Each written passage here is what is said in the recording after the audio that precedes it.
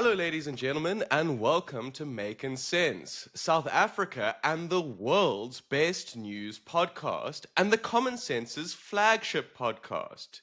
In this show, we gather a panel of brilliant South Africans who live scattered around the world to discuss the most important South African and global news stories and ideas of this week.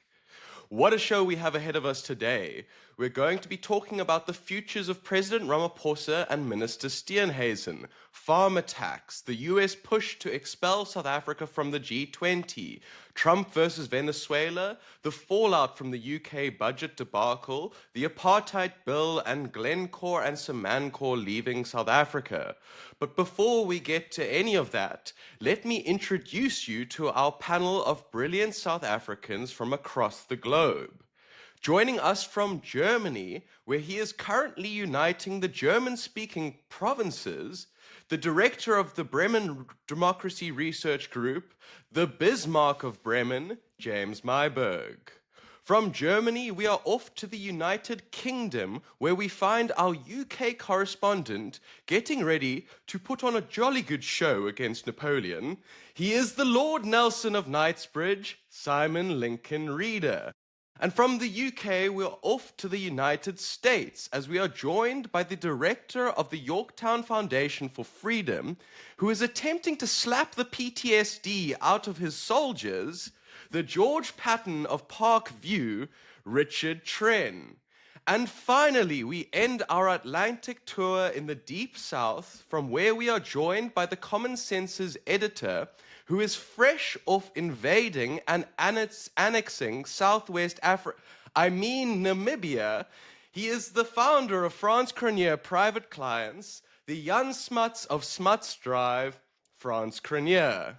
And ladies and gentlemen, as always, I am your host, gallantly calling on my men to make a tactical retreat, the Charles Lee of Camps Bay, Gabriel Makin. Ladies and gentlemen, we have an incredibly interesting show ahead of us today, and we're going to start in South Africa with a topic that is sure to divide listeners, because James, you are going to be providing us some context, some data, and some background about the issues of farm attacks. So James, over to you. Sure. I mean, this is obviously a huge issue at the moment because of Trump making it an issue, and then referring to these farm murders in a very hyperbolic and exaggerated way, as while in fact right at the moment the situation is actually the numbers are right down. And then on the other side of the debate, whenever he talks about it, you have the sort of pack of fact checkers and progressive journalists around the world who then attack him, and they say, they go to the other extreme, they minimize. They said there's never been an issue about this at all, and there's some South African people who should know better who also do the same thing. So I just want to give some background, some historical background, especially about how the issue arose and when it was at its levels of greatest intensity. And this sort of historical background, I don't think ever gets, it should be part of the debate, and it's not part of the debate. So if you want to look at where the issue originated, you must, you have to go right back to the mid-'80s when the ANC there's a mass insurrection against white rule and apartheid in South Africa by youth in the townships. And the ANC is issuing commands to them especially over radio freedom, because the ANC is stuck in exile. It's in Zambia, it's in Angola, so it's not on the ground in South Africa. But it has the great reputation. These are the leaders of the revolution, and that's to whom people turn to. And you'll often see, ANC people today say, we used to listen to Radio Freedom to get our instructions. And the instructions in the mid-'80s were to organize yourselves into paramilitary groups, arm yourselves with whatever you can get hold of, and then go after the enemy. And who was the enemy? Well, was, on the one hand, there were everyone classed as black collaborators. So policemen, councillors, Bantustan officials, informers or whatever, and that drove that horrific revolutionary violence within the townships, where people were attacked in their homes, where there were all the necklace murders. And then another call to action at that time was to go after farmers. And so there was incitement, to rise up against these people, and there was also a very systematic MK effort using landmines to drive farmers out of the border areas. And so if you go through the historical record and the records of the time, there's an incredible amount of incitement against various targets, but farmers are seen as right up there. And there are some horrific farm attack incidents in the 1985-1986 period.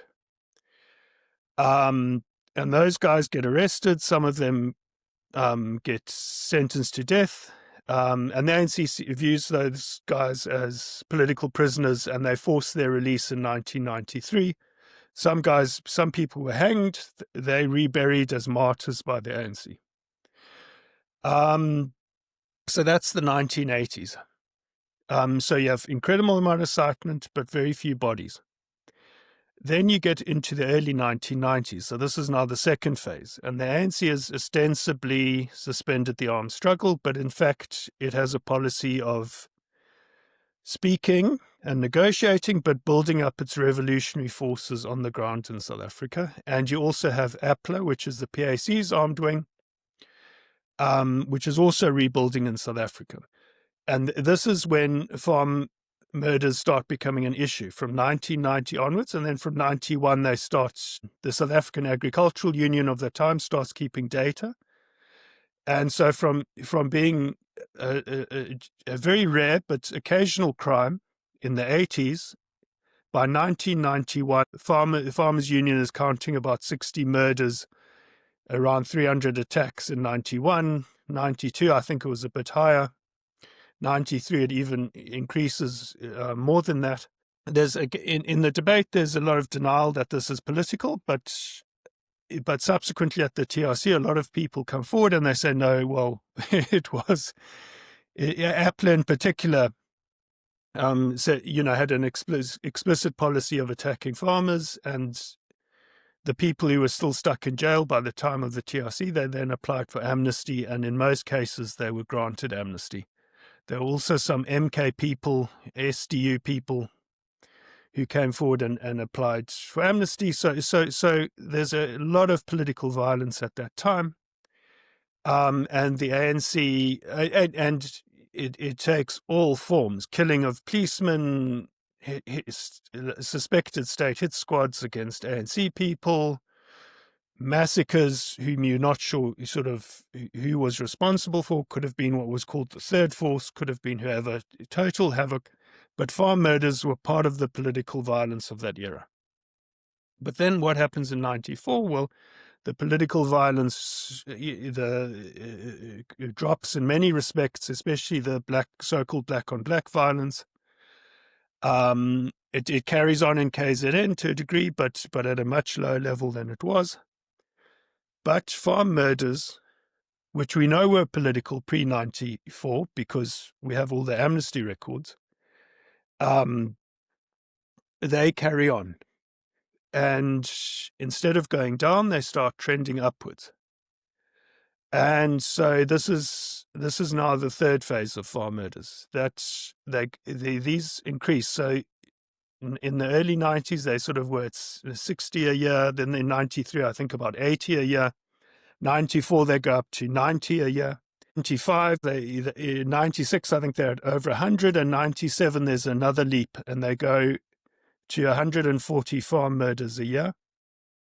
And you must remember that those are just the murders. There are even more people who are seriously injured, and then there are more people who are at least incur some injuries in these attacks. So these are it's an incredible number. In about the first 5 years of ANC rule, there are around 600 people murdered in attacks on farms.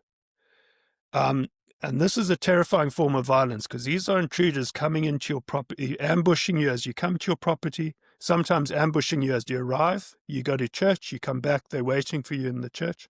I mean, they're not in the church, in the house. And they're very, very incredibly violent.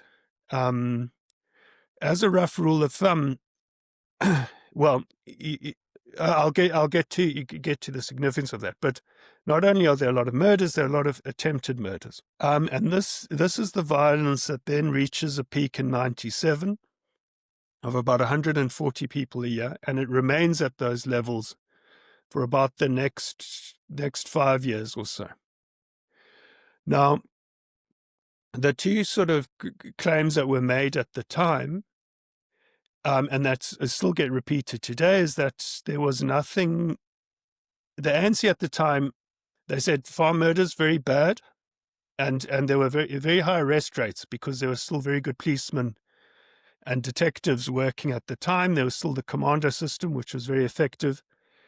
So the ANC said there's nothing political about this violence.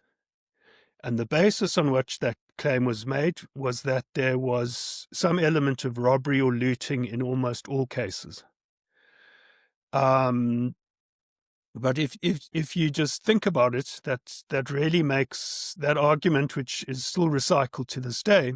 At the time, it made little sense, and it makes even less sense now, because if you look at the cases where of the political farm murders that we know about from the TRC, they also always involved robbery and looting. So to claim that if there was robbery and looting in a farm attack, it couldn't be political, just was completely insupportable.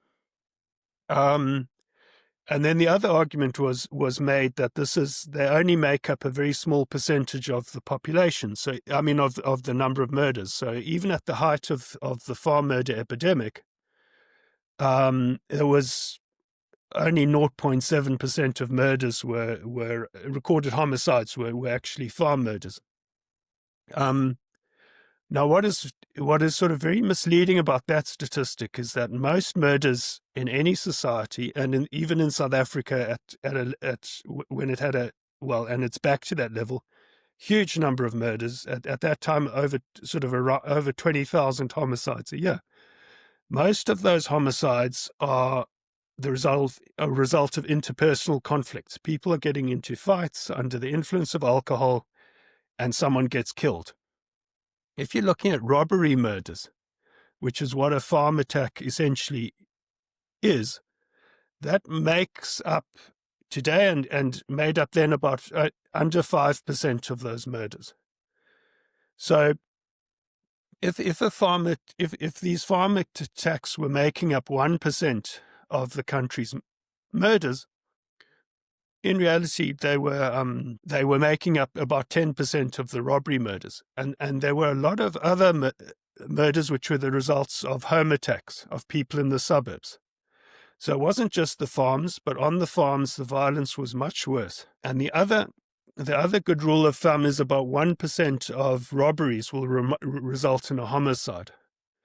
And if you're looking at the farms, especially if you exclude Gauteng and just look at the in those farm attacks, the farm attacks proper, not the attacks on the small holdings. In many of the provinces, the ratio of robberies to murders was, for every four farm attacks there would be one murder, and there'd be also a large number of attempted murders. And if you added in casualties, people injured, the ratio went up to 6 out of 10. So it was very violent, and farmers clearly were being targeted disproportionately, although that's denied today. And so that's the peak is reached in the early 2000s.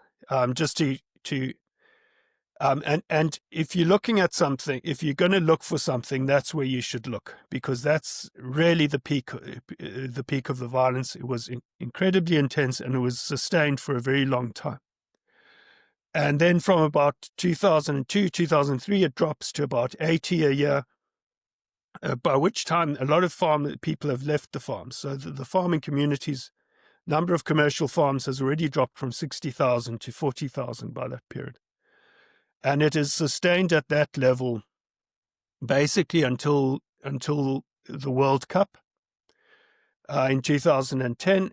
And the first significant decline after that is with the World Cup.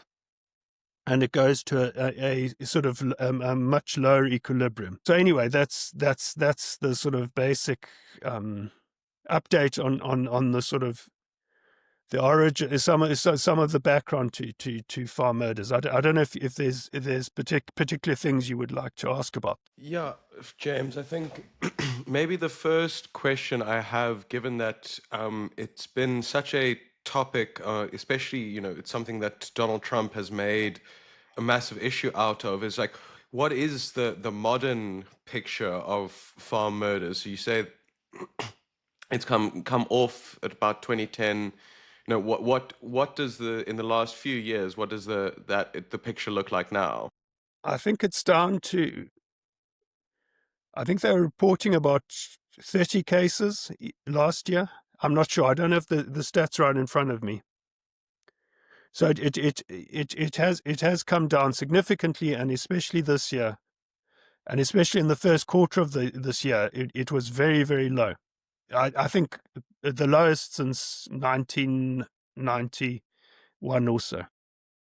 Why do you think that is? Why has it come down this year so dramatically? Well, it's also why it went down after 2010. And well, the question is, why was it so high in the first place? Is one question, which I don't think has ever been answered. It hasn't been properly asked and has never been answered. I think one thing that changed was when Malema started coming along and singing "Kill the Boer" in public. The farm murders started becoming very expensive for the ANC. Because every time a farmer was then killed, starting with Eugene Terreblanche, famously, it would be blamed on this rhetoric and this incitement by Malema. So a sort of crime that cost the ANC nothing politically then became very, very expensive politically for them. And that has increased dramatically with Elon Musk and Twitter focusing on this, on X, focusing on this issue, and also with Trump making a huge fuss of this issue. And then there are all sorts of other factors. There were huge amounts of land have actually been redistributed where people actually live. So in KwaZulu-Natal, in Mpumalanga, KZN. So that might have taken a lot of poison out of the land issue in reality. I think the security is very sophisticated now on the farms. I think a lot of people no longer live on the farms; they live in the cities and commute to the farms. So I think there are all sorts of possible factors. But unless you know why they were the numbers were so high in the first place, I don't think you'll really understand why they're low currently. France? James and I talk a lot about this. And why are the numbers low now? I thought there are two technological explanations. The one is that over the last couple of years, rural South Africa became sort of covered in surveillance cameras. And if you drive around a lot of the country today, you'll see in rural areas these cameras that sit at every intersection. Now, these are private initiatives, and they're often monitored either by AI or by control rooms. And they see in the day and they see in the night. And that has made it extremely difficult, I think, just if you think from an operational perspective. If you want to execute one of these attacks, you need to be able to move on the road network. and the road network is now under surveillance. So your space to operate freely has been constrained. In parallel with that was a second technological advancement, and that was around thermal vision. And this is a technology that allows you to see in the dark, in the pitch black dark, much more advanced than traditional night vision. And the costs of thermal devices to see in the night has come down. It's still very expensive, but it's come down to where it's affordable to, a serious business. And there are handheld devices. You can see very far, kilometers, and you could identify a man-sized sort of figure at great distance. There are drones that have thermal vision on them, and they can cover great areas, and they can see people, and they're vehicle-mounted thermal technologies as well. And this has had a similar effect, I think. If you think about just the operational side of trying to execute one of these attacks, you've got to kind of be in the bush, and you've got to kind of be positioned there, and you've got to kind of lay low, and then emerge at night. And because of thermal technology, farmers and their security companies now own the night, because you can see literally as if it was day. You can actually see better than in the day. You can't hide from thermal. So if you're hiding behind a bush, your thermal signature stands out. And I think that perhaps, amongst the many factors to consider, is that technology meant that the execution of the attacks themselves became a lot more difficult, because you couldn't move freely on the road network, and you couldn't hide in the bush to ambush your intended target. Richard? James, you said that that one of the reasons they've come down is because there've been land transfers. So you're saying that was a factor in the farm attacks, was to achieve that goal, and that once the goal is achieved, that's a reason that it's coming down. I mean, it's just a possible explanation. I mean, that if there are no longer any white farmers in this particular area, or commercial farmers, that obviously changes the situation. The farmers now, the share of white commercial farmers in Limpopo and Mpumalanga, Gauteng, KwaZulu-Natal, they're now a very small proportion of those provinces. So the farming is have more those on. farms been taken over by other, let's say, black farmers now? A lot of it was land restitution, land redistribution, and I think also private purchases of land. So it's a if you look at the provincial figures, it's a massive change, and those were the areas with the highest intensity of farm attacks. Okay, but so I'm trying to be boring, but I'm just trying to get an understanding. So there is a racial element there. So if a black farmer has taken over a commercial farm, like that I know has happened in some places, is he far less likely to be attacked? I'm just trying to understand the sort of the Trump take on this. If there's credence to his claim that these. I think there is the head of operations at APLA wrote a book, his memoirs, which contains some quite startling information. But he talks about the farm attacks APLA were running across the Transkei border into the border region of the Eastern Cape. And he said they actually started having trouble because, a lot of black farmers were buying in, so they had to be careful not to attack the black farmers while they were just going after the white farmers. Now, in that case, that's clearly racially motivated. France will be able to talk about where it's not racial. There are other factors. I think with stock theft, black farmers get very hard hit. But France can speak more on that. But I just say that can be there can be political, there can be racial. I mean, it can just be criminal. Frans? Look, I think if you think about the nature of the thing, if you become a black commercial farmer, let me tell you a story about Andrew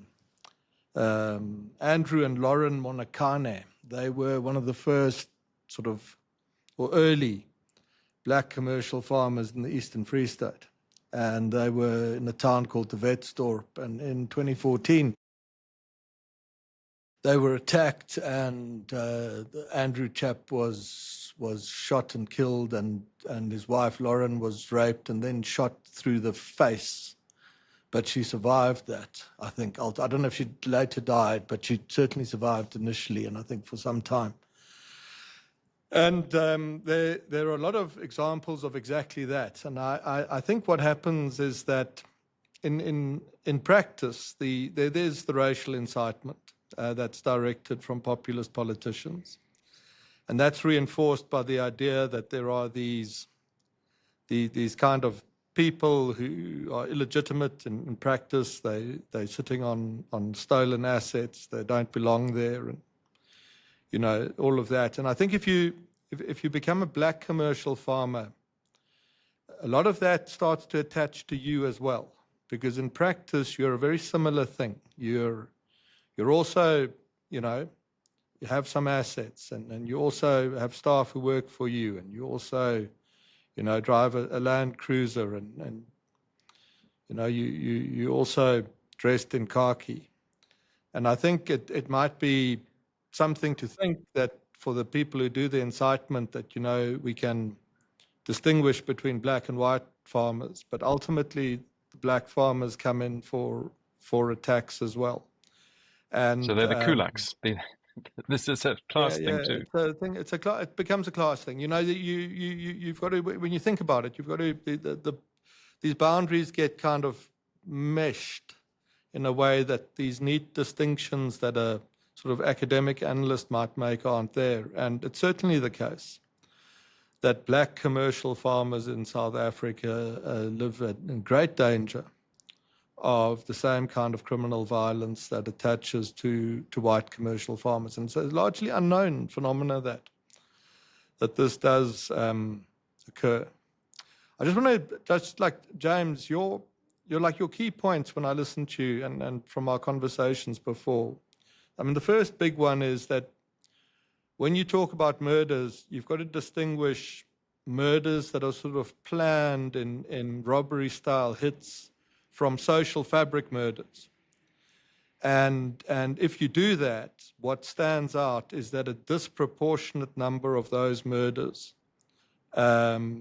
take place against commercial farmers who are attacked in their homes. Another point you make is that these kinds of armed attacks on people where they're murdered are very unusual. There are not many places in the world where an armed gang targets a family or a business and actually murders the people they encounter during the attack. This is a very unusual thing across the world. So it does make this farm business unique. And then you say the homicide rate per attack is far beyond that of comparable armed raids on, let's say, a business in a city or a suburban homestead. And I think these are very important points. And what they demonstrate quite clearly is that there is a unique problem of attacks against farms and farmers in South Africa. And that it is false to say that, well, everyone is at risk. And they are at great risk. I'll make that point now. They are at great risk, but there is a particular feature to this which deserves special attention. Just I'm going to make the point on the great risk. South Africa's overall murder rate, which you measure per 100,000, is at about 40. And the global average is 5. So if you're a run-of-the-mill South African just going about your business, you're 8 times more likely to be murdered than the average for the rest of the world. And compared to the average for Asia and Europe, you are 20 times more likely to be murdered. And compared to the average for Africa, I think you're 4 or 5 times more likely to be murdered. So the sort of Olympics to say that, well, everyone's a victim, it's at an astonishing level that is correct and true, But beyond that, farmers are at greater risk than even that number. James? Yeah, just to sort of put it in numbers, I mean, say you've got 100,000 confirmed armed robberies in South Africa. That will probably result in about 1,000 murders. And that 1,000 murders is 5% of the 20,000 murders or whatever that may be reported in a year. Now, of those 1,000 murders, 100 would be, well, at the sort of when this violence was at its peak, 100 of those would be of people in their on the farms. So those are the sort of basic sort of proportions that you're looking at. I just want to say, just to go back to the previous point, I think I once heard in the Rhodesian Bush War, where white farmers were notoriously targeted, so were black commercial farmers. I think they were called African master farmers. And I think I once heard the story that, in fact, the current Zimbabwean president's father was an African master farmer who was murdered in one of these farm attacks. So and also in the 1980s, the main victims of revolutionary violence were black people. And on the other hand, if you joined the ANC, as a white person, you were seen as a white Democrat who had somehow redeemed themselves. So to put it just as black and white, it's much more complicated than that. You as a black person, if you went seen as going onto the wrong side, you could be seen as a high priority target. And also as a white person, if you were seen as joining the revolutionary forces, you could be seen as sort of exempting yourself from the thing. So it's very it's not as simple as I think people outside of South Africa sometimes think it is. And on that, James, I think an interesting point that kind of ties what you and Frans were talking about there is that you mentioned right at the beginning of your talk that the primary targets of revolutionary violence, and you mentioned it now, were black South Africans, but that the focus in the kind of People's War era was on people who were seen as black collaborators, administrators of the Bantustans, etc. Do you think that maybe this is a continuation of the kind of sort of political attachments that happen where you've got these kind of well-off black farmers who are now seen in the same light as a kind of Bantustan administrator would have been seen in the 1990s, 1980s? I don't think quite. I wouldn't put it quite in those terms, but I think we're a long way further downstream from that. It's a long time, but I think there is still. I think there's a legacy of that violence that lives with us today, in many different forms. I mean, there are huge numbers of mob justice killings in South Africa, which again are at an extraordinary level. To compare it to anywhere else, I mean, it's just sort of. I think the police figures are 1,500 mob justice murders a year that they can count, and it's probably more than that. What I do think is also that if you sing songs calling for people to be killed, that destroys moral taboos for everyone, not just for the particular target you're aiming for. I think if you foster a sort of ideology of resentment and envy, that envy can be transferred between people very easily as well. So we're far downstream from the 80s and the revolutionary violence of that era, but I think it's still that is still the source of a lot of the pathologies that we see in our society today. Yeah, and I think that. Thank you so much, James, for that talk. And we're going to stay in South Africa for the next topic. And it's related to, in some degree, about the era we talked about in terms of its name, because Al Jamaa in Parliament has proposed the Apartheid Bill, which makes it, its goal is to make apartheid a crime. As to why would they're doing this, I'm not too sure. But Frans, maybe you can illuminate us about what's going on with this new apartheid bill by Al Jamaa. Yeah, we think this is a really important issue to watch for on South Africa now over the next 6 months, because the implications for its foreign relations, especially with regards to Israel and the United States, will be great. So there's a chap by the name of Imran Ismail Musa, and he is a member of parliament of a political party called Al Jamaa. And Al Jamaa is a hardline Islamic party. It's got a very small share of the vote, but it serves essentially as a proxy party for the African National Congress, for the ANC. And Mr. Musa announced a few weeks ago, that he would be introducing a private member's bill into South Africa's parliament, and that this bill will be called the Apartheid Bill. And the draft of the bill we haven't yet seen, but our understanding is that the idea behind the bill is to build on what the Rome Statute in 2002 sort of created, that apartheid, or the practice of something akin to apartheid, is a crime.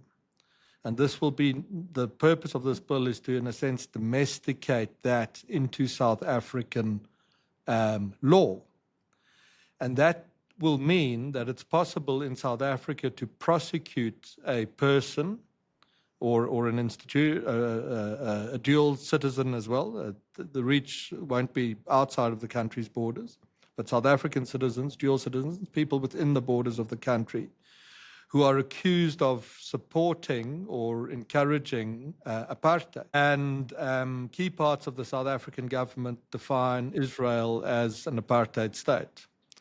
And the crime, they accuse it of being that, and that the Israeli government practices apartheid. And the very clear sense behind this thing is this is an attempt by actors within the ANC to use their Al Jamaa proxy to up the ante against Israel and its supporters in the United States, in order to start prosecuting within the country, within South Africa, people who either support Israel in a material sense. There are Jewish South Africans who've served in the Israeli security forces, to have them prosecuted. There's actually some pressure, there's some activism in the country, it has been for some time, to prosecute them already under existing statutes that deal with foreign military assistance and the like. Now, this bill, should it appear in Parliament and progress, it will eventually have to be voted on. And the Government of National Unity could vote in favor of it, conceivably, if they chose to, but I think it's unlikely, given the role of the DA in that government. And then the ANC, of course, has an alternative. It can actually split from its GNU partners just on this issue. We'll talk about the GNU and Cyril Ramaphosa in a little bit. And they can vote in favor of this. And given the state of relations between South Africa and Israel at this time, and by extension, the United States, watch this issue. It is going to fuel further the tensions between South Africa and America. And I'm not sure of the extent to which Americans, we talk to people all the time. This hasn't actually come up in any discussion. And I imagine it's going to do that. And it's going to make finding common ground with the US, South Africa, much more complicated than it already is. Just on that point that you were raising there about Al Jamaa being a proxy of the ANC, France, a few years ago, before I was working with you, I had the privilege of interviewing the leader of Al Jamaa, Hanif Hendricks, and in our interview, he said that the goal of Al Jamaa in parliament is to see the continuation of the revolution, and therefore the ANC, his primary goal is to ensure that the ANC never loses power in parliament. That as a member of the opposition, your goal is to prop up the government. Yeah, now, I must make one thing clear here. There definitely are Islamist factions attached to the ANC, and they're very influential in South African foreign policy. But our judgment of the thing is that it's quite a small circle, and that it doesn't apply universally across that party or even to a majority of its senior office bearers. And we think there's a tension there at the moment. That there are certainly fundamentalist actors close to Iran, close to proxy groups such as these, seeking to drive these measures. And I'd encourage you to think that this thing has very deep roots that extend well beyond South Africa's national borders. But I think it's also that I'd be quite confident in saying to you that it's also the case that I think a majority of ANC office bearers are wary of this stuff. They understand that it's toxic, that there is no real domestic political advantage from it. South Africa's people aren't very invested in this. That the costs in terms of the ANC's relationships with the West are very great. That the economic costs by extension in terms of investment are very great. And I think there's at the very same time as this, there's the tension. And I think at the very same time, there are even actors around the ANC camp who are actively engaged in trying to, look to repair relations with not just the US, but also with the US as ally. So as you watch this play out, don't be under the impression that this is the entire ANC body united firmly behind this to persecute South Africa's Jews. It's as on the previous topic on the farm killings. It's a lot more complex than you would think at first. As you mentioned there has been a lot of tension building between the ANC and its Western partners, especially the United States. And this week we've seen another kind of round of this evolving diplomatic spat. So we're going to stay with you, Frans, as you tell us about Marco Rubio, the G20, and everything that's gone on between the US and South Africa since the last time we talked about them. Yeah, we kind of know the story by now. South Africa and the US have a tense relationship. Trump boycotted the G20, etc. But let's go straight to last night. Last night, on their Substack account, the US State Department, through the Secretary, Marco Rubio, wrote a really interesting letter. And one of the points, he wrote about the US now chairing the G20. And one of the things he said is that the US will be inviting Poland to the G20 meeting. And he actually says, in particular, Poland, a nation once trapped behind the Iron Curtain, now ranks amongst the world's 20 largest economies. And he then goes on to write about South Africa. And he says the contrast with South Africa is stark. And I'll read a bit for you. South Africa entered the post-Cold War era, this is Rubio writing, with strong institutions, excellent infrastructure, and global goodwill. It possessed many of the world's most valuable resources, the agricultural land, etc. And in Nelson Mandela, it had a leader who understood that reconciliation with the private sector and economic growth was the only path to prosper as a nation. He writes about that. And then Rubio goes on to write, sadly, he says, Mandela's successors have replaced reconciliation with redistributionist policies. They've discouraged investment. They've driven the most talented people abroad. Racial quotas, he writes, have crippled the private sector. Corruption bankrupts the state. And he then says the numbers, he says, speaks for themselves. South Africa's economy has stagnated under this burdensome regulatory regime, driven by racial grievance. And it's now fallen far outside the 20 largest industrialized nations. And then he goes after the ANC. And he writes that rather than take responsibility for its failings, the radical ANC-led government has sought to scapegoat its own citizens and the United States. The South African government's appetite for racism, and now he goes into the farm killings and the violence, has it said become dominant in how it approaches its governance of the country and its foreign relations. He says it's intent on enriching itself while the economy limps along. And South Africans are subject to violence, discrimination, etc.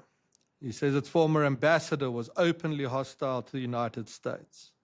He talks about Iran, which we've just discussed, and its relationship there, its entertainment of Hamas sympathy. Hamas had an office in Cape Town, which you could find on Google Maps, amazingly. You could actually go there. Google Maps, going to go to the Hamas office and would take you to one in Cape Town. And it's cozying up, he says, with America's greatest adversaries. And I could read more. You can go read it for yourself. The point is that the tensions between the US and South Africa remain very great. And earlier this week, I had a call with some South African business people, and they said, what do you think of this thing? And I said, I think it's certainly salvageable, and there are ways to do that, maybe another podcast discussion. But we agreed with each other that it would be foolish now to think that a 30% tariff rate is the end of the road. And one of my colleagues wrote a piece in the Common Sense earlier this week about Venezuela, to say, look how far the American administration will go to take punitive measures against a country that it regards as threatening its interests. And the Americans aren't going to close the airspace over South Africa or anything of that nature. But they can move to sanctions next. And that, I think, might be the next step. And the sanctions might be applied against institutions and individuals that are seen to threaten US interests. And I think South Africa's business community, its banks, understand the implications of this. If you are banking a sanctioned individual, you're in real trouble now, or a sanctioned institution. And beyond sanctions, I think the end of the road on sanctions in South Africa will be to sanction the buying of the country's debt, which means you trigger a currency interest rate and borrowing catastrophe for South Africa. And I think its politicians are sleepwalking into this, and you can argue with Trump and say, is it too much hyperbole or not? I mean, the reality is the thing that's still there, even if you stop believing in it. And measures such as this new apartheid bill, which is transparently entertained from outside Al-Jamal's small parliamentary caucus.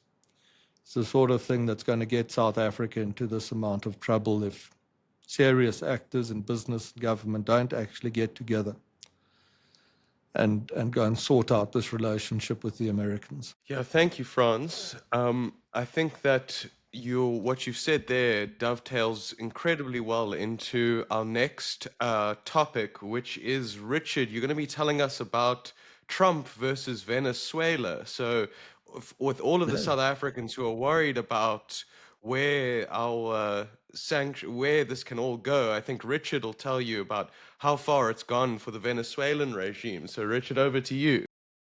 Yeah, I mean, Venezuela, run by Maduro, is pretty much a kind of failed state. It is a disastrous administration that is slowly destroying the country with very high inflation, but also politically is murdering opponents and sending millions of Venezuelans into exile. So it's a disastrous country. It also is a huge trafficker of drugs, and this is what's caused this sudden um, increase in hostilities, because Venezuela is described as a narco-terrorist state. I'm not quite sure what that means. It's certainly a narco state, and it's involved in all sorts of unsavory, illegal activities. But a lot of drugs to the United States originate from Venezuela. And as we know, the last few months, the US Navy has been shooting these drug boats, these very high-speed boats that take drugs up ultimately into the United States. But it's not very clear where we're going with this. As Dan McCarthy wrote who's a columnist who writes for, and a lawyer who writes for National Review, says, wondering, are we just sort of drifting into war? Trump really hasn't made any kind of clear or persuasive argument publicly, and he hasn't gone to Congress to describe or explain what it is he's trying to achieve, other than blowing up the drug boats. So he's threatened. He's given until tomorrow for Maduro to leave Venezuela, giving him an out. Maduro has said he's not going to do it. He's going to stay. They've sent a huge flotilla of Navy ships there, including the Gerald Ford, which is the most advanced aircraft carrier we have, plus other support vessels. I think there are about 15,000 sailors at the moment in the region. But I'm not sure what happens next. What if Maduro doesn't go? Do we just hang out there? Are we going to start bombing? Are we going to start invading? It's all quite confusing from a president who said he wants to get out of wars, and he has been quite successful certainly with Israel and Hamas in other conflicts in stopping wars. But it's hard to know where this goes.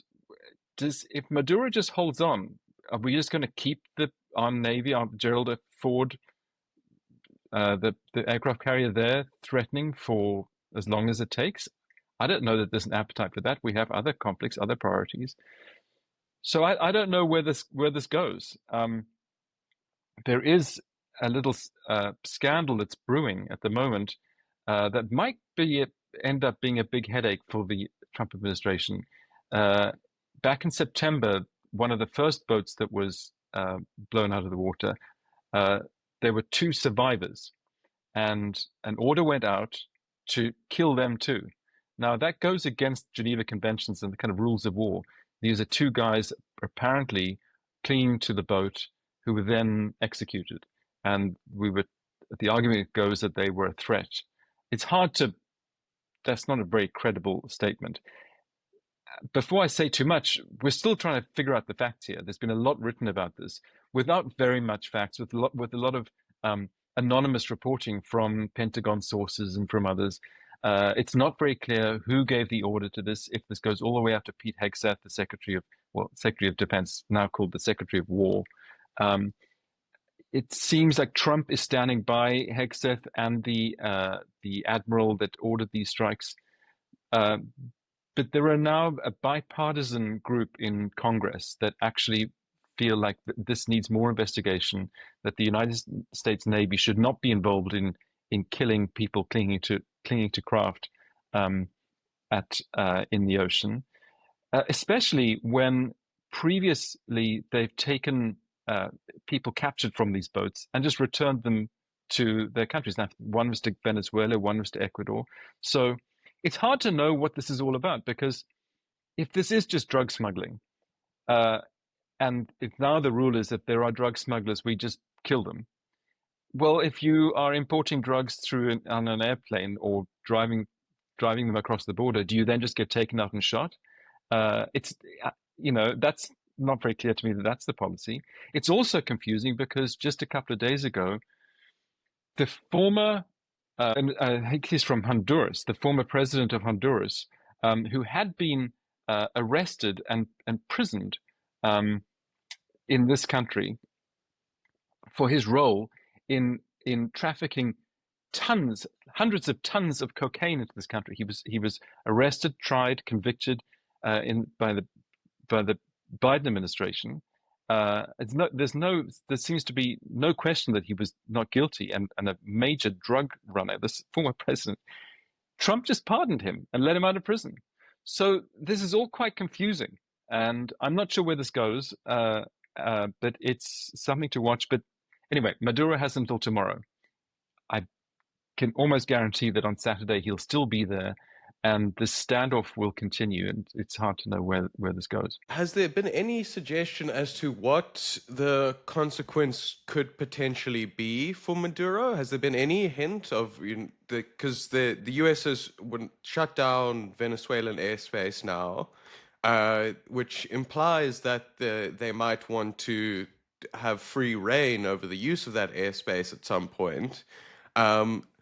What do you think that there will be an escalation, and do you think a drone will fly over with a Hellfire missile that will go into Maduro's office at some point? What's going to happen here? Yeah, I don't know. I mean, maybe that's the solution that Trump wants, but that's a bold move. I think I think what Trump is hoping for is for Maduro to just leave and to find sanctuary in Cuba, and to disappear. That would be the best solution, because if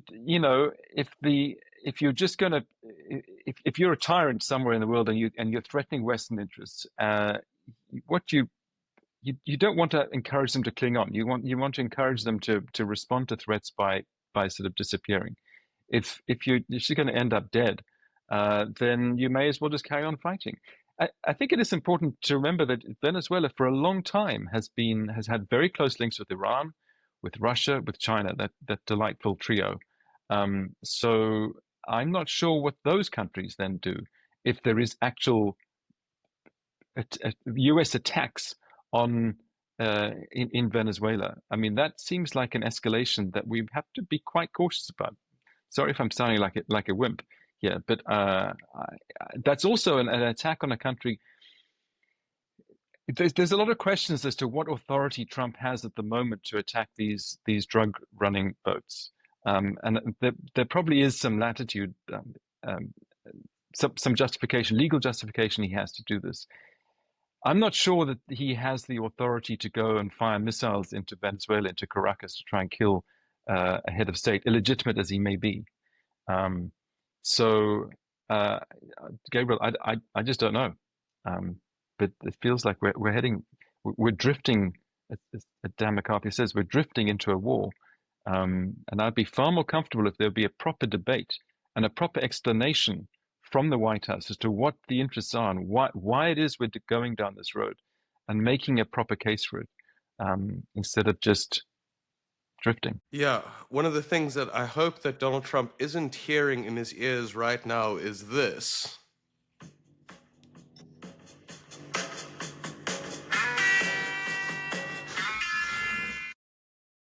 It seems as though there might be some sort of enthusiasm to get people embroiled in a very complicated geopolitical mess. But Frans, before we go away from the topic, you have something to say? This Honduras thing's almost more interesting than the other one. Now, this Honduran chap was convicted in an American court, and Yes. the evidence was very compelling, it appeared. And then after that, something starts to happen, and people near Trump start to make the case for this guy, including Roger Stone, I think, who had himself been in prison and was pardoned by Trump. Yes. And there's a pending election in Honduras, and a chap by the name of Tito Asfura, who is of the jailed Honduran leader's fairly right-wing political party, is a leading candidate. And the sort of noises from Washington have been that if this guy wins, that's very much in our interest as the US, and in fact, aid and support might be contingent on that happening. And the storyline, you immediately start to identify these things, is that this Honduran chap was set up by the left and prosecuted by the Biden DOJ, and therefore is not. But I mean, I can't imagine an American court convicted him on that and without any evidence. And so there appears to be, although it's hard for me from what I know at the moment to know exactly what it is, but there appears to, as exactly what you said, Gabriel, a much deeper political dynamic at play here, both in terms of how Honduras is being handled and what is happening to the Venezuelans. Yeah, well, just let me say two quick things. I mean, one, this Honduran, this former president, also apparently wrote Trump a very flattering, sort of obsequious letter saying how great the president is, and that seemed to work well. It is a kind of lesson to what would South Africa be like if Ramaphosa wrote a letter to Trump saying, "Listen, Mr. Trump, the sun only rises when you open your eyes, and you are the greatest thing." Maybe we'd have a different thing. Maybe Trump would have a word with Rubio and say, maybe withdraw that. I don't know, but this guy seems to know what he's doing. But also with Honduras, with Venezuela, we really are seeing in real time the Monroe Doctrine come back, and maybe at the same time as Trump puts more pressure on Europe to deal with Ukraine, while we deal with our hemisphere here. This is the Monroe Doctrine back, right? Am I right, Frans? Yeah, exactly. Yeah. It's exactly that's going on here. Yeah. And that's you see, you got to, at first you think there's a contradiction between Honduras and Venezuela. How can you hold such two opposing positions at once? And then what you must say to yourself is, of course, you're not looking at the right issue. The issue you must see through drugs to where the issue really is. Yes. And that is a zone of hegemonic US this is us protecting our interests in the region, protecting interests. Yeah, and then you can make a very good case for that. That's not necessarily a bad thing to do at all. Yeah, so we're gonna move from strategic decisions made by members of government to not so strategic decisions taken by some members of different government, because Simon, we've got a follow-up to your very excellent budget speech last week. I don't know how you had that good access to Rachel Reeves's private notes, but as you mentioned in the kind of prelude to your speech, the budget speech wasn't the kind of the news around the budget speech wasn't so much about the speech itself, but all of the kind of events that happened in the lead up to the speech, with it being leaked. So you've got a bit of a follow-up to the speech in terms of the responses that have happened pertaining to the mess of the budget speech. And then you're also going to take us through some of the market reaction to this speech. So Simon, over to you. I will adopt Richard's stance of being confused by current events and raise him, because this is a very fluid situation and you don't know who quite to believe. If you put your faith, as I do, in the trusted economists, then you're probably on the right track, but we still don't have an entire story here. So let me recap. Last week, we parodied the budget were it to be delivered by an honest person. I mentioned the specific tax rises. That wasn't all that was expected in the speech. But I want to introduce you here to the three protagonists first. And one is Rachel Reeves. The second is the Office for Budget Responsibility, or OBR, and the third is the markets. But first, even before that, let me take you into a myth about this country and the idea of discretion being part of the British identity. For example, Chatham House rules is it's only for appearances, because this is a leaky country. This is the leakiest country in the world. Everything leaks: politics, business, media. I once knew a woman called Leaky Pat, and she was a big woman, and she was employed by the financial PR agency who we retained. And I always thought she was called Leaky Pat because she kept on running to the bathroom, and I'd seen her a couple of times, but it was actually because every opportunity she got, she shot her mouth off about her clients' confidential mergers and acquisition plans and the financial statements of companies and so on. So you get the picture. There's a very strong culture of leaking. But what happened last week before the budget, 45 minutes to be precise, was that the budget was leaked onto the website of the OBR, which is meant to be working hand in glove with the Treasury with the objective of responsible spending as it relates to government. Now, this is an extraordinary, even in the leakiest country in the world, this sets a new standard, because obviously in the wrong hands, that information can turn pretty lucrative quickly.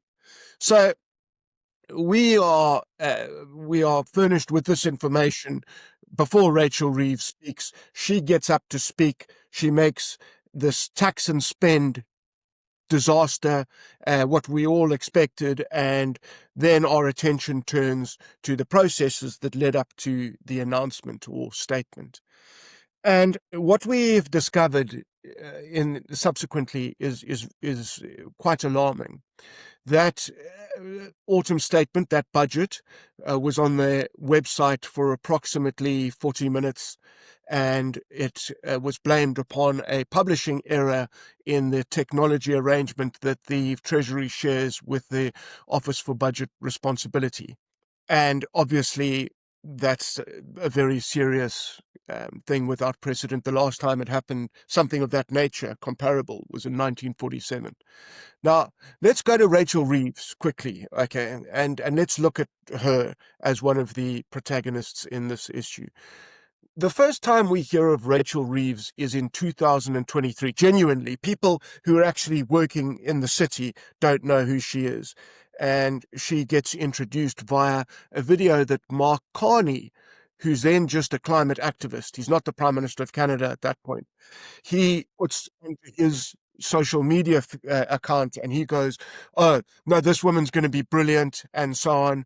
And you're watching this, even, as I said, city financiers, and they're going, this is the equivalent of applying to Bill Ackman at Pershing Square Capital with your CV, and in your references you point out to him, you see that number in Lebanon, that belongs to a guy called Hassan Nasrallah. Ask him about me, he'll say that I'm a nice guy. No, you're not going to get the job. Okay, so I don't know how effective it was, but it certainly didn't inspire any confidence. She arrives on the scene in 2024 as our new Chancellor of the Exchequer, immediately goes into Parliament for her autumn statement last year on the 30th of October, and announces that there's a 21.9 billion black hole in the economy.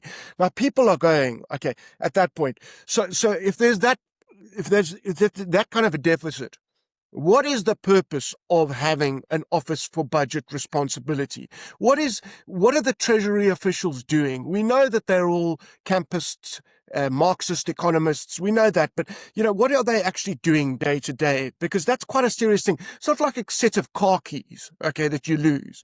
21.9 billion is a lot of money.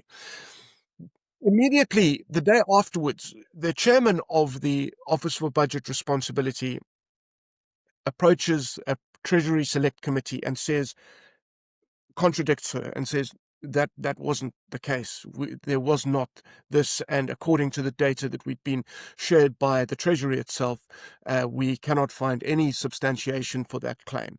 Doesn't stop Rachel Reeves, though, because from that moment, from the 30th of October last year, right up until last week, she crosses the length and breadth of the country making the same claim. So if you don't have access to information, I guess, or if you rely on other people to make your mind up, you'll probably take that at face value. And it is a statement that's consistent with much of the criticism of the Conservatives' economic management over the past 14 years. But at the same time, if you do have information, if you can think for yourself, then you go, this is not a claim that you should be making. This is being contradicted by someone who should know. Slow down. Doesn't stop her. She goes and she goes. And last week, once again, she makes this announcement in Parliament.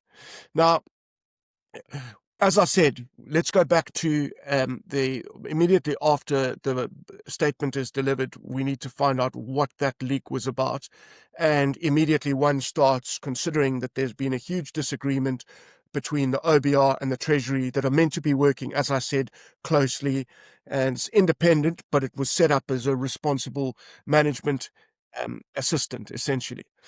Now, that is more on the case of the OBR side. The OBR is telling us in incredibly polite language, we actually don't know the correct information. We haven't been furnished with all the data from the Treasury. So basically, everything that we've forecast cannot exactly be accurate because we think that information has been withheld. That's a very serious thing for a government department to be accused of, because these guys are making decisions which then impact the markets, which then impact everyone else. Now, we think at this point, around Monday, midday, remember, we've gone through Thursday, Friday, the weekend. We think that the markets are loading up with ammunition for Monday. And then on Monday, we think, okay, something has definitely gone wrong here, and Rachel Reeves might be implicated in this. And now you've got very serious people emerging, guys that used to be correspondents for Sky News on the markets, coming out to say, if this has been a self-certification exercise, when you used to go to your mortgage lender and basically tell him the value of your house without him certifying it or validating it. It's the same kind of model. And he thinks, he and other people think that Rachel Reeves should, if they're found guilty, should be in jail. And he's going so fast as to say, not innocent before guilty, let's just go guilty before guilty. But that's on Monday around midday. Everything's very jittery. At 5 o'clock, we get news that Richard Hughes, who's the chairman of the Office for Budget Responsibility, has resigned. And we're seeing this today as being a fall guy exercise. We're seeing him actually being the innocent injured party, and Rachel Reeves having no substantiation to make these tax rises did so because she wanted to appease the more aggressive of her backbench Labour MPs who have no idea of the markets. One of them has recently come out and gone, F the markets. That's the sort of level of aptitude that you have to accommodate here. So that's probably the reason why she's done this. She's had no substantiation. There's no foundation, but she's gone ahead and done it. And now we get to the markets. And, well, my firm belief is that the markets look at this not with a sense of immediate jolt, not with a shock, but with the slow decline of trust. Now, the UK, one of the things that the UK mastered in a way that few other countries will ever do so is that slog and discipline and financial prudence mean for a good reception with the markets, and subsequently they will loan you and raise debt at levels where you can afford to build schools and hospitals relatively cheaply. Now, the position today, and it has been for a while, of the 10-year gilt yield is exactly the same. It's not. It's higher than it was with Liz Truss, and that was supposedly a financial catastrophe last year. In 2022. That was called a financial catastrophe, but we have been entertaining the same worrying data for a year now, longer. And we keep on going, well, maybe things are going to get better. Maybe things will improve. Maybe these pipe dreams will realize. But the truth is, Gabriel, that the sentiment in the market at the moment is that you've misled us, and that trust that you've built over all those years that allowed for this welcome reception in the market is now going to slowly erode. So I don't think that, from a prediction analysis, you'll see any immediate bangs, but rather the slow decline. And so by the time these people are finished, and they're serious about what they're doing, they've got this guy to resign on Monday night. That's the level of aggro they are in keeping their positions. And by the time they're finished, people who hold on to their jobs as closely as they do with the plans they have, you're going to see high levels, and you're going to see lower growth, and you're probably going to see the currency being whacked at some point before it just, as with the gilt market, just goes down. So that's where we are. It's still ongoing, and so apologies if you haven't got a conclusive picture, but it's something that's in the making, and it's reaffirmed lots of suspicions. Back to you. Yeah. So Simon, I've got two things, and maybe a worthwhile exercise that we can do now with you is can you briefly explain to us what the Office of Budgetary Responsibility, you kind of laid it out a little bit, but what the UK government has essentially done by the creation of what are known as quangos, quasi non-governmental organizations, which are meant to act as kind of watchdogs over various departments. So can you just explain that relationship, because it's going to be very weird, I think, to a South African to wrap your head around the fact that there's a treasury and a separate entity that monitors the treasury, and they have kind of conflicting, and you've pointed out they have conflicting goals as well. And then the second thing, part of the question is, if you were giving advice to, say, a wealthy South African who had been using the UK as a hedge against South Africa, and they've come to you and they say, this is the second disastrous budget. Our trust in this market is gone. Like, what should we be doing now? And maybe their money's already here. What would your advice be? So the OBR and Quangos, and then what do you do if your money is now in the UK?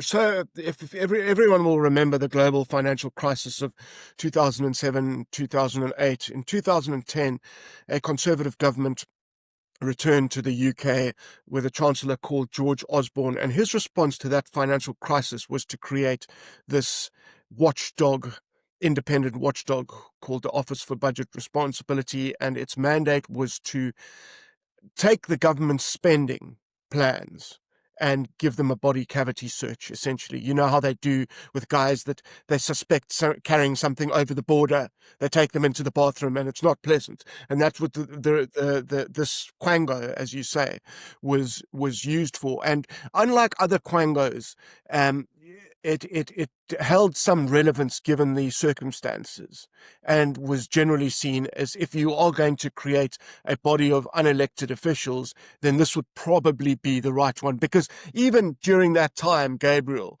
people were sick of these little unelected pockets shooting their mouths off when they could about the state of governance, or essentially creating more work when none needed to be done, and adding to that appearance of regulatory overreach. So that's what it was mandated to do. In the same way that the Bank of England is mandated to target inflation, the Office for Budget Responsibility was to take the government's planning spend, interrogate it, forecast, and help it along the budgeting process. If you're not feeding that independent watchdog with the information it needs to do what it is mandated to, then you've completely removed its purpose, and it shouldn't be there. And this is what the Labour Party, with Rachel Reeves leading the Treasury, has been accused of doing. So I am in full agreement. I feel very sorry for Richard Hughes having to resign. I don't think he was a bad guy. I think these guys are struggling to be even as polite as they are, but whenever you see them, they claim that they don't want a war with the Treasury. But withholding information, if you're supposed to be working to the same objective, I mean, it's academic. Okay. To your second question about, sorry, what was the second It question again? was if you Oh, were to okay. give advice to a wealthy South African who's hedging in the UK. So it's something we as a group haven't really discussed, but we saw it on social media, was an appearance that Jonathan Oppenheimer made on Bloomberg on the fringes of the G20 alongside Magna Wierecka, which is a point that I want to bring up. Thank you for reminding me, because I want to bring it up to France's point on the Polish economy. So there's the video that's going around, and I think it took place 3 weeks ago, 2.5 weeks ago, and Jonathan Oppenheimer quotes a project on the A66, which is the road in the north of England, that's going to take 30 years to turn a 18-mile single highway into a double highway. So the planning process in this country is broken. Labour claim, and Rachel Reeves made a frequent claim last week, that this is what they've done. They've completely transformed it. They haven't. It's gone. If you want to build anything, if you want to infrastructure, you have to go through basic hell. Okay, so you've got two South Africans that are sitting up on stage, and both are going, this country is uninvestable. Magda Wierecka's comments related to the labor laws. All right. The short answer, Gabriel, if a South African has a question like the one you posed me, I don't think there is, because I think anyone who can has already left. They've gone. They've gone to, as we've spoken about before, Geneva, they've gone to Milan, and then the other guys have gone to Dubai. So there isn't anyone really left. We've got commentators that don't really get involved in economics, having to strain their brains. Peter Hitchens, for example, is a cultural political commentator. He's now ventured into economics to say, I didn't even know this world existed.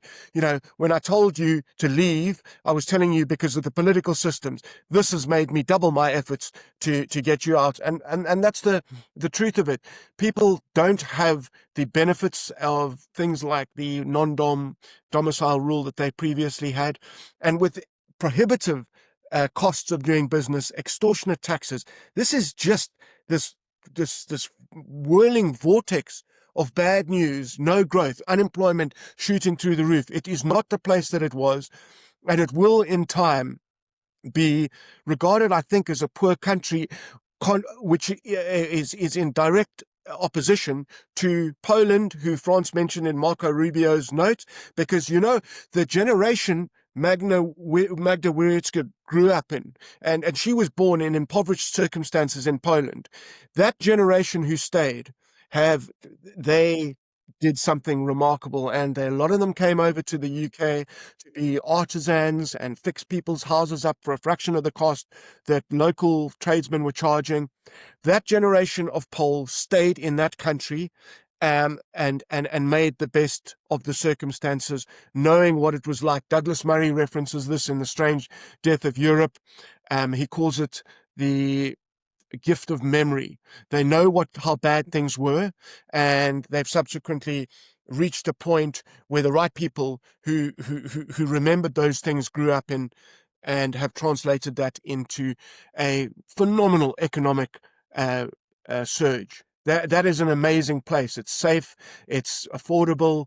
They have family policies, not to the extent that Hungary does. But, you know, if you can't afford to live in England and you're not a billionaire, and Poland is not a bad call. I tell you what. Hope that answers the questions, Gabriel. I have an France amazing and then statistic Richard. for you. What's I have an amazing stat for you that you probably know. One of the best things to measure a country with is the rate of taxation to GDP. So how much does the state take as a share of GDP? And the OECD average, OECD countries, about 33%. 5 or 6 years ago, the UK was a bit above that, was 35%. The United States is 25%, so 10 points better. Tells you a lot. The US number after this budget is just under 39%. The projection, a private projection, is it's going to go to 43%. Do you know when it was last higher than that? 45. Yeah. Oh, Yeah. terrible. It really does not sound like a buy. The UK Inc. does not sound like a buy option at all. And that's the end of the road, you know. But once you're in the 40s, you're going to go higher than that. So sort of crisis loading. Yeah. Yeah. Richard? No, just as we were chatting, I was looking up the Fraser Institute's Economic Freedom of the World Index, and you know, they measure economic freedom based on, you know, access to sound money, property rights, size of government, taxation, all sorts of metrics. And before the Thatcher reforms in the 1980s, the UK was ranked 24th out of all countries. And then after those reforms, it's been in the top 10 and often among the top 5 best places, most economically free, and therefore best places to invest. And now it's, I think last year was 14, now it's 13. The direction of travel is out, it's going down. And it's happening at the same time that other countries are becoming more free. So it's still, you know, considered one of the freest countries on earth, but the direction is wrong, and it's going the wrong way. And we're heading back to this winter of our discontent time. So, yeah. Exactly. Yeah, and just on that, you know, there's something to be said that, you know, despite the fact that the UK is economically relatively still quite a free country, the I think the Fraser numbers doesn't necessarily do a good job of illuminating the lack of social freedoms, and because I think the biggest kind of reversion of freedoms in the United Kingdom has been on the social front, in which you have almost 10,000 people a year who have police at least knock on their door for mean things that they say online. Sometimes not even mean things, just things that they say online. And so it's an extraordinarily sad kind of direction, particularly given just, you know, that this was the birthplace of most of the ideas of freedom, which is the biggest tragedy of all, I guess. Simon? Sorry, just to conclude, yeah, and so that's all true. That we can't measure the rupture in the social fabric. The social contract has basically been scrapped. But to answer your point about, you know, once you've told people they're gone, they're not coming, including me, they're not coming back. You must seal the country, put a hermetically sealed dome over it, and then let nature take its course, and we revisit back in half a century and see how things have gone. You're leaving the UK to be ruled by Gavin Newsom. That is your escape. Yeah, but that guy, I've got plans for him. Don't worry. Well, that's quite a statement on the UK, though, that the parachute was to put yourself under Newsom's authority. I want to see the sea again. You see the sea again. Well, I think although we've run a little bit long, there's one last topic I'd like to get in before we end today's episode, and that is we're going to stay on the theme of kind of economic stories. And Frans, you're going to tell us about Glencore and Samancor, who are plan to leave South Africa, are leaving South Africa.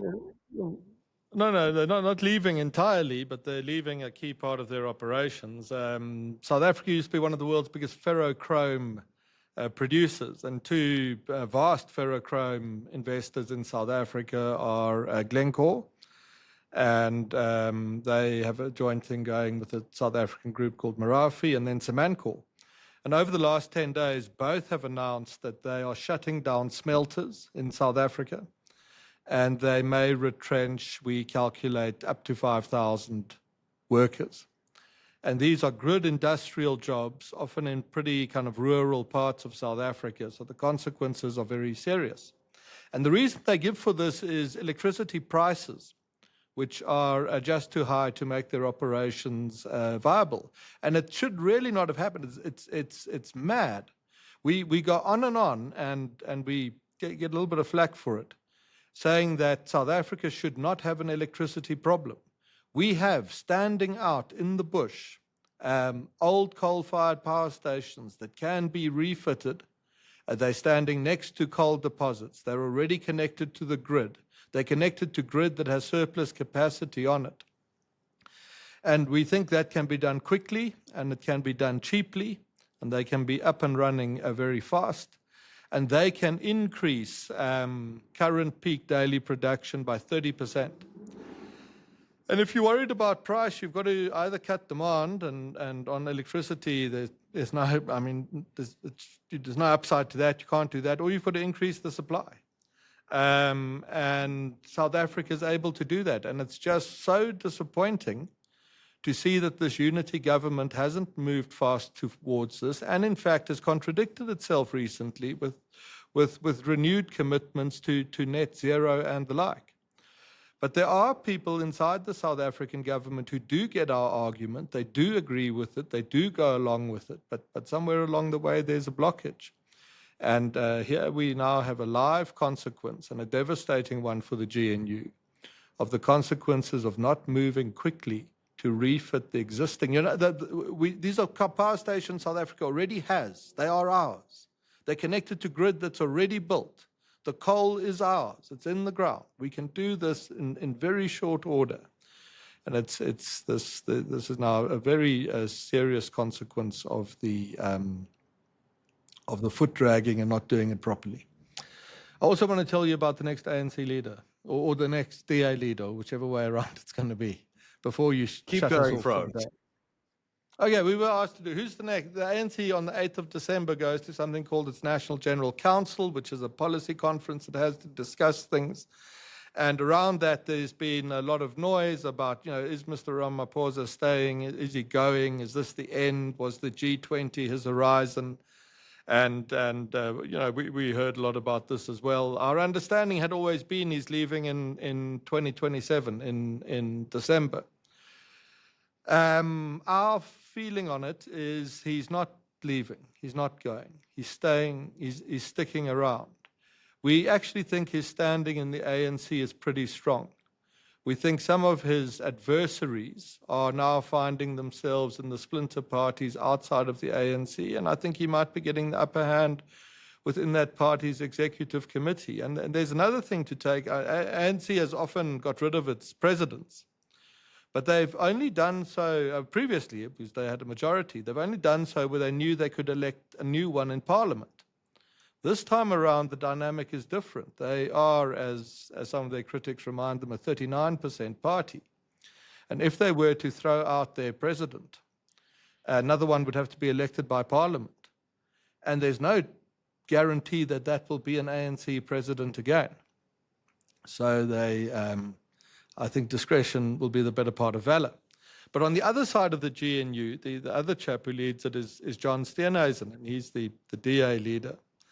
And the assumption had long been John was pretty solid, and we don't know if that's the case anymore. He's had some difficult press thrown at him. The extremely influential R.W. Johnson wrote a column for our friend Alec Hogg on Biz News, which was damning of John.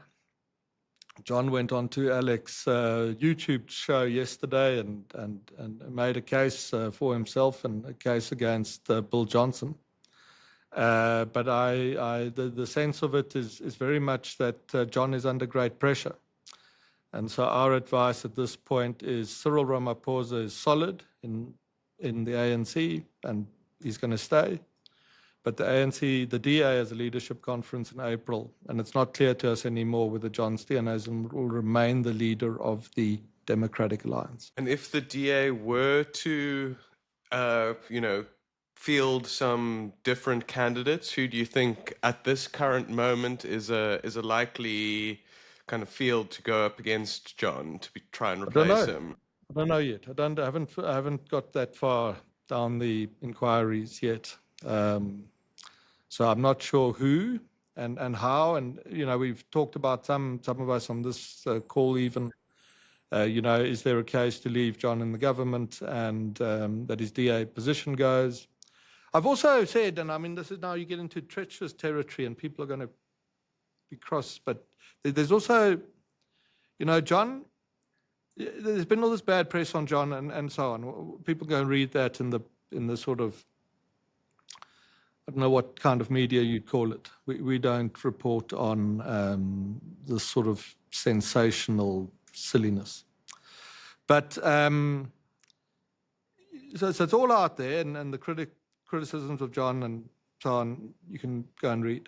But since he became the DA leader, the DA went up in support, firstly.